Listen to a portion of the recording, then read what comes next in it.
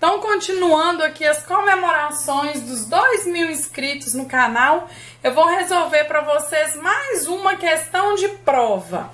Então, vai ser hoje esboçar os gráficos das funções, tá? Então, vamos pegar essa primeira função aqui. Primeira coisa que eu faço quando eu quero esboçar um gráfico de uma função, gente, é calcular o domínio dessa função. Quem é o domínio dessa função? Todos os reais, porque isso aqui é uma função polinomial de grau 4, então o domínio é reais. Segunda coisa, eu vou encontrar onde que essa função cruza os eixos y e x. Para cruzar o eixo y, eu vou colocar o x é igual a zero, então é calcular o f de zero. Quando eu coloco zero aqui, dá zero. Então, essa função vai cruzar o eixo y no ponto zero, na altura zero. Para achar os valores que encontra o eixo x, basta pegar a função e igualar a zero, que aí eu tô achando as raízes, que é ponto de encontro com o eixo x. Coloca um x ao quadrado aqui em evidência, fica x ao quadrado menos 2 igual a zero. Então, eu vou ter três raízes. Eu vou ter a raiz x é igual a zero, que é uma raiz de multiplicidade 2. E aqui eu tenho mais duas raízes, que é x2 igual a raiz de 2 e x3 igual a menos raiz de 2. Então, eu tenho o quê? Três raízes, menos raiz de 2 aqui, que são as três raízes, sendo que essa aqui é de multiplicidade 2, tá? Ótimo. Mas o que é que eu preciso fazer? Achar ponto crítico. Para achar ponto crítico, gente, quem são os pontos críticos dessa função? São os valores que eu vou derivar, então vai ficar 4x ao cubo menos 4x. Derivei, eu vou achar o que? As raízes da primeira derivada. Então, eu vou pegar, igualar isso a zero, coloca um x em evidência, coloca 4x em evidência. Então, eu vou ter x ao quadrado menos 1. E aí, eu vejo quem são os três valores. Primeiro ponto crítico, eu vou chamar ele de x4, porque aqui eu já peguei raízes, tá? x4 vai ser 0, então aqui eu tenho um ponto crítico. x5 é o 1 e o x6 vai ser o menos 1. Então, repare que eu tenho o quê? Três pontos críticos distintos. Três raízes e três pontos críticos, tá? Vamos ver agora como que fica, gente, o estudo do sinal. Por que que eu tenho que fazer esse estudo do sinal? Para ver os intervalos de crescimento e decrescimento dessa função, tá? Como que eu vou fazer esse estudo do sinal da primeira derivada? Eu vou fazer esse estudo por aqui, que fica mais fácil. Olha, nesse intervalo aqui, ó, os valores são negativos e menores que menos 1. Esse valor aqui, então, tá negativo. E aqui, gente, ó, valores à esquerda aqui, quando eu elevo ao quadrado, ficam valores maiores que menos 1. Então, aqui fica o quê? Positivo. Negativo vezes positivo, negativo. Então, derivada negativa aqui nesse pedaço implica que a função decresce.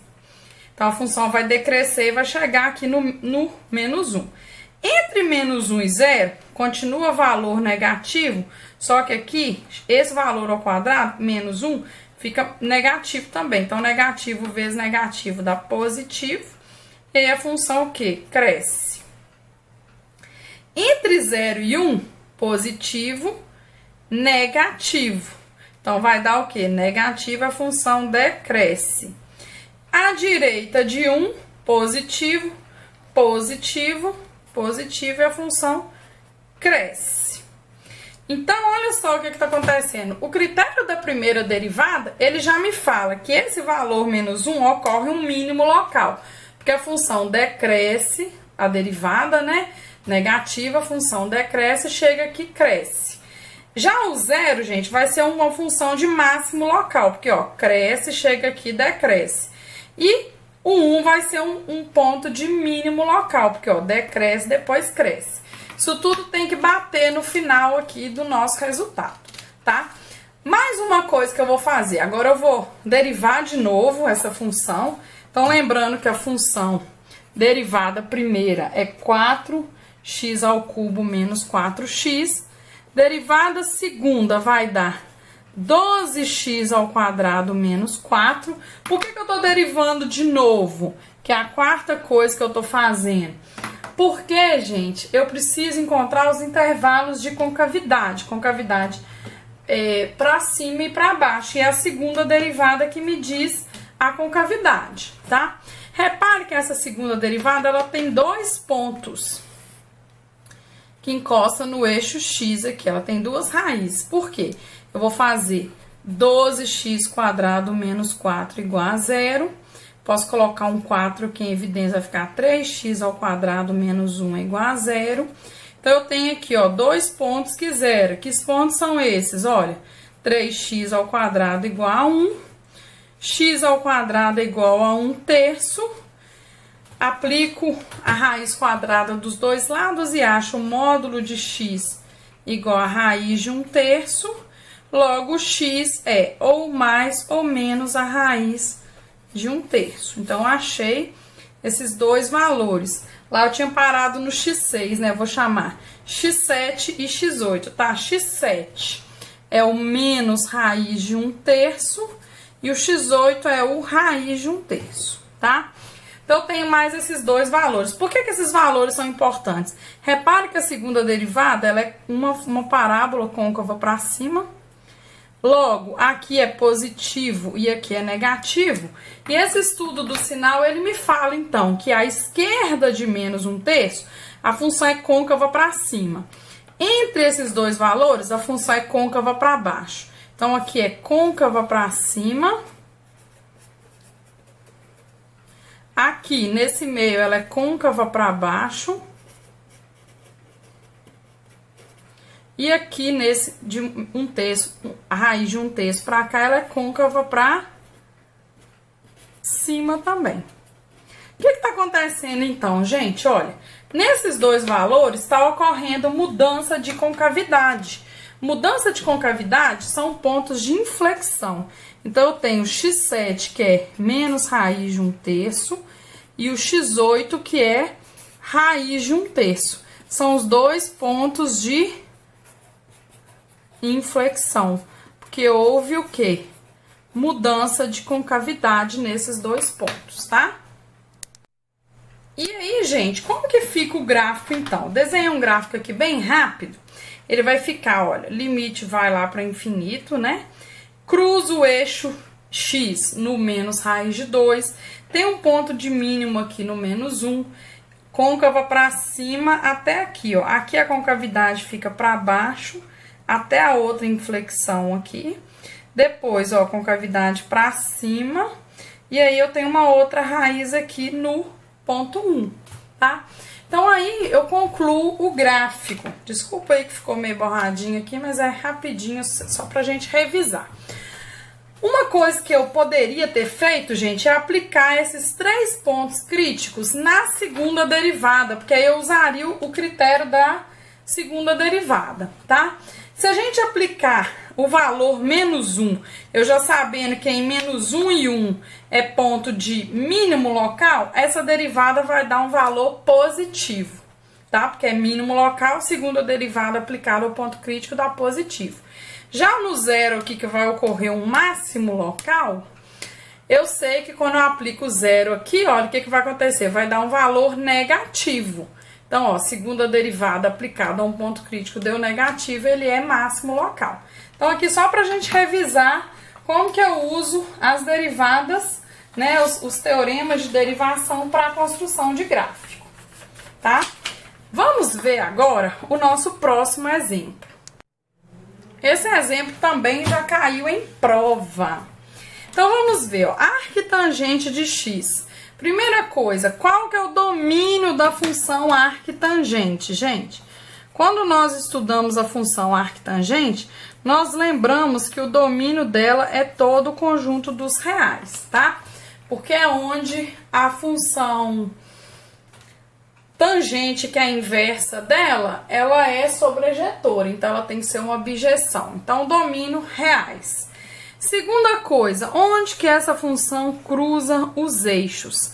Quando eu faço o f de 0, eu vou ter arquitangente de 0, que é 0, né? Por definição. Além disso, arquitangente de x igual a zero, o que eu vou fazer? Eu quero, então aqui ó, interseção com o eixo y é na origem. Interseção com o eixo x são as raízes. Arctangente x é igual a zero, eu aplico a tangente dos dois lados, então eu vou ter que tangente de x... Ó, desculpa, gente, eu vou ter o seguinte, quando eu aplico a tangente vai ficar tangente da arquitangente de x é igual a tangente de zero. Então, ó, tangente da arquitangente de x, que eu apliquei dos dois lados, vai ficar só x. X, então, é tangente de zero, que é zero no intervalo de definição da tangente da arquitangente para ser uma bijeção. Logo, a função arquitangente só vai cruzar no eixo x aqui nesse ponto, no x e no y. Então, ela só encosta nesse ponto aqui, que é na origem. Terceira coisa que a gente sempre gosta de fazer é achar ponto crítico.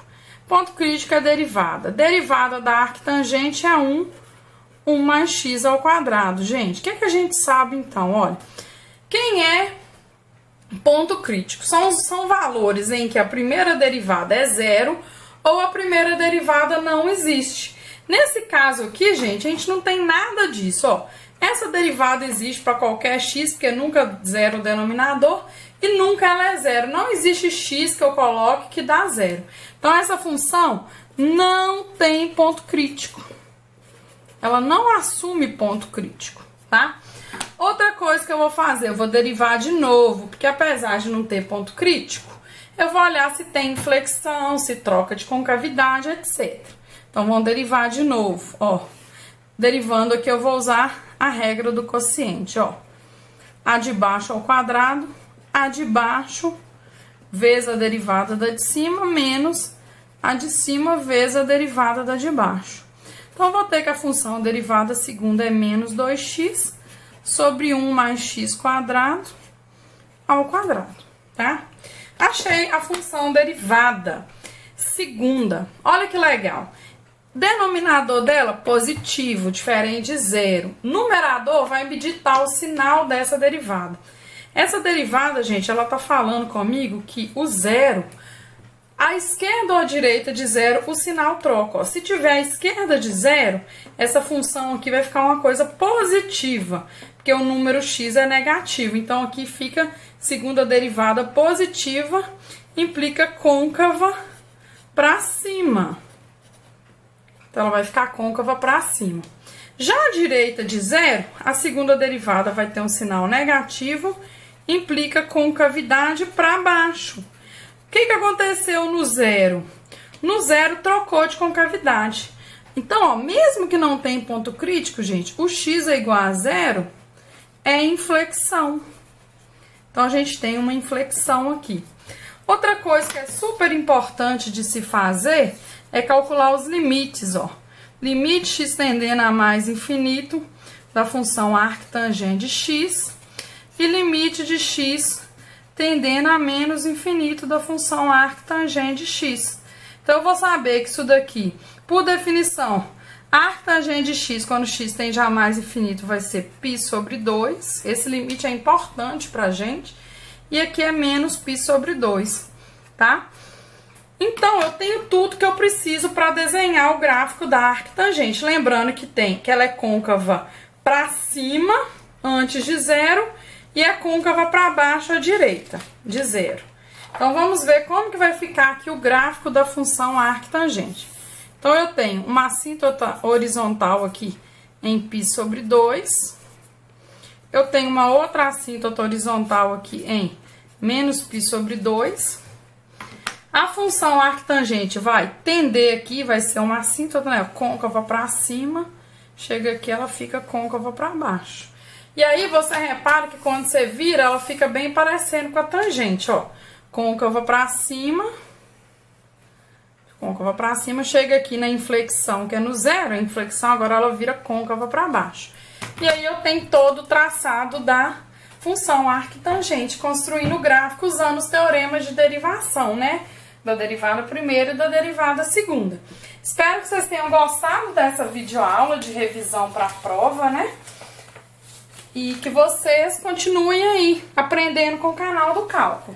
Um abração, até a próxima, tchau!